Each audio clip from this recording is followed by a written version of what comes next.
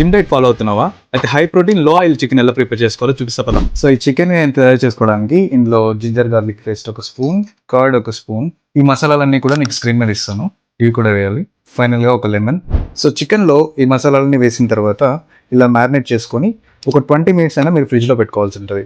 అలా చేయడం వల్ల ఈ పీస్ అనేది చాలా మెత్తగా ఉడుకుతుంది. చికెన్ ప్రిపేర్ చేసుకోవడానికి నేనైతే 5 ml ఆయిల్ తీసుకుంటున్నాను.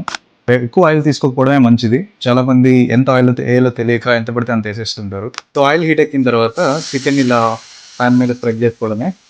స్టార్టింగ్ ఒక 10 మినిట్స్ మీడియం ఫ్లేమ్లో ఉంచేసి లిడ్ క్లోజ్ చేయండి.